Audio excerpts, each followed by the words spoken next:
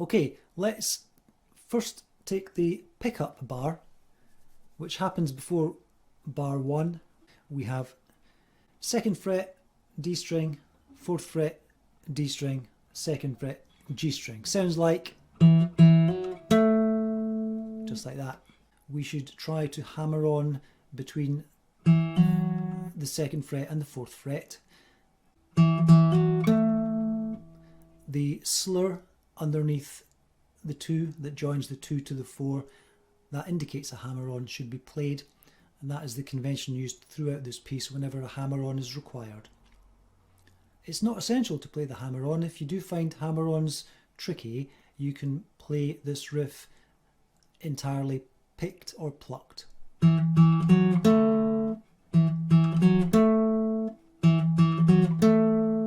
Like that. So that's the opening riff.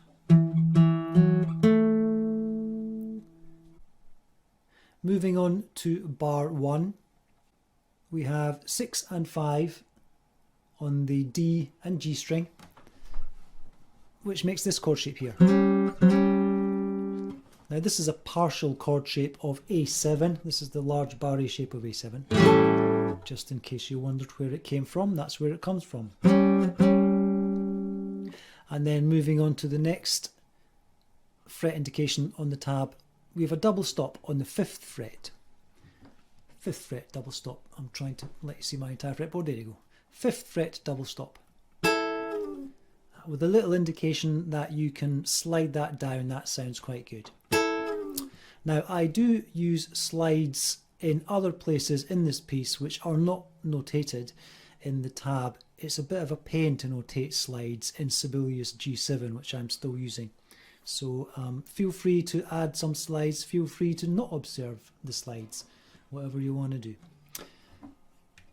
The last part of bar 1 is a repeat of the opening riff.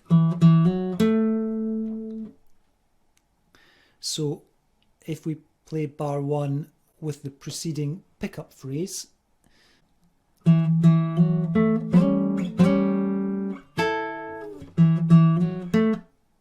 there we go. Now a note on the fingering, when I play the 6th fret and the 5th fret, these are the fingers I use. It's tempting to just use these ones, but I think when you play it to speed, it's easier to get there using finger 2 and 3. Moving on to bar 3, we hit this chord shape here. 2 strings are fretted on the 5th fret, the A string and the G string. Again, a little slide works good. After these notes, we go grab a double stop at the 7th fret. And again, we can slide that down.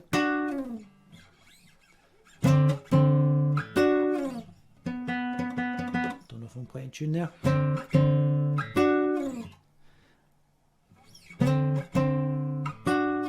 So that's that part. Again, the opening riff is repeated. So now I will play the pickup, bar 1 and bar 2 to see where we are.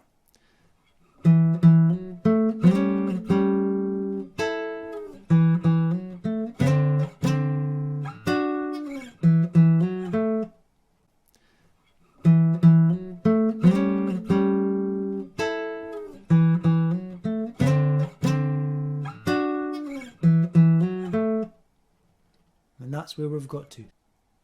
So bar 3, now I'm going to make an effort to keep my nut in view because I don't have any dots and it might be difficult to follow. Excuse me if I wander. Bar 3. Bar 3 and 4 are our first opportunity to simplify this if we need to. If we need to make it a little bit easier, this is our first chance. So bar 3, we start with this very, very typical blues hammer-on. And again, we are hammering onto a partial A7 chord, derived from that one or that one. Then we have a pentatonic descending scale run, beginning on 7th fret, 5th fret, 7th fret, and then we have a little slide from 6 down to 5.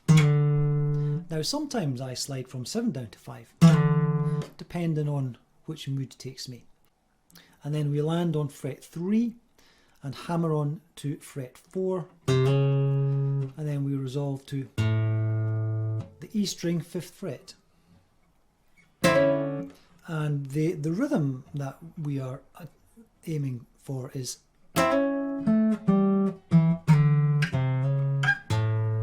something like that.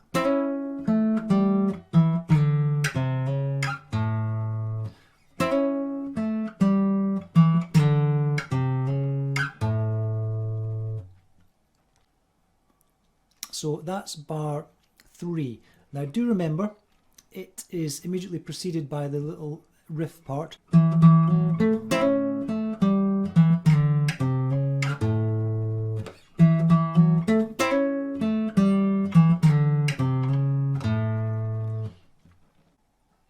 Now we are on bar 4. Bar 4 begins with the 7th fret of the D string. Then we do a double stop 7 of the G and B. Then we do our bluesy hammer-on, 5th fret to 6th fret on the G string, 5th fret on the B string. Back to the 7th fret of the D, and then a double stop on the E and B string at the 5th fret.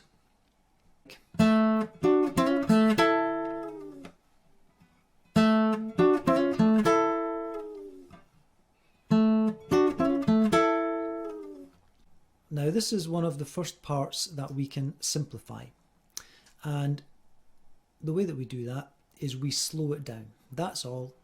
It's as easy as that. I chose to place this rhythmically as a very pushed phrase which ends just before the downbeat. That means you have to execute it quite quickly.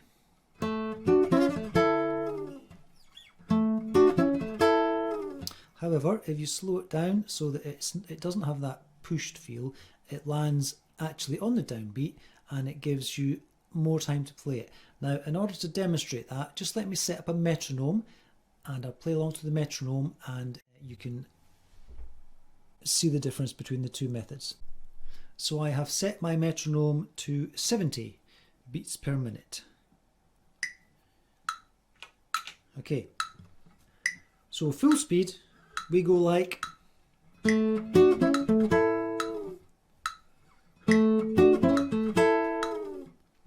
if we wanted to slow it down a little bit, it sounds like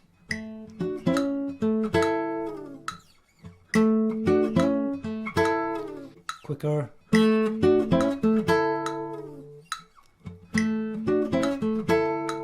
slower,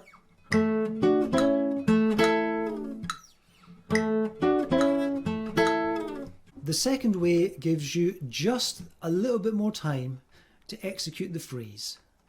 Play whichever you prefer, play whichever you can manage. Now, bar 4 ends with the repeated riff that we have come across in several previous bars, 2-2-4-2. I'm not going to play it because I'm sure you know it by now.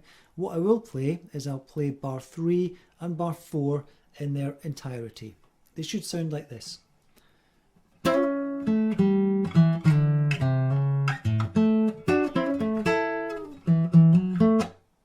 you go.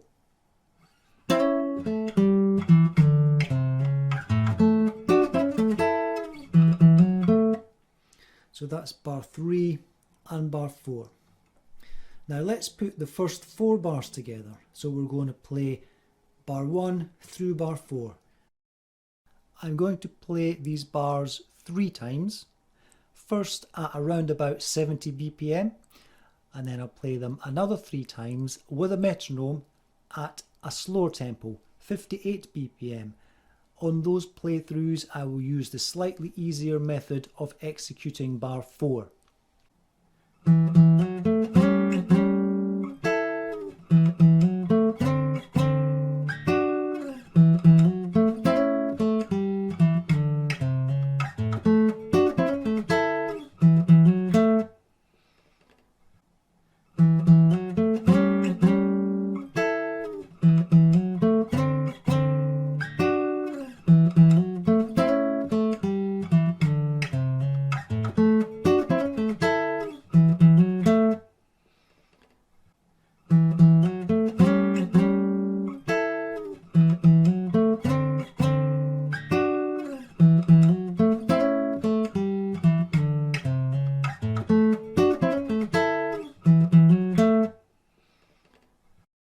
And now at 58 BPM. 1, 2, 3.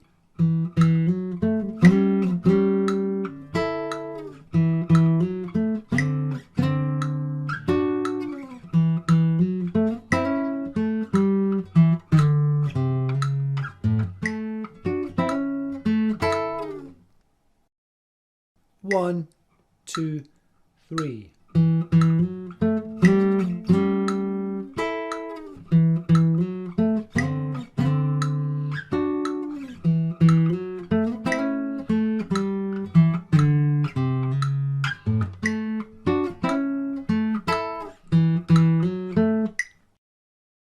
One, two, three.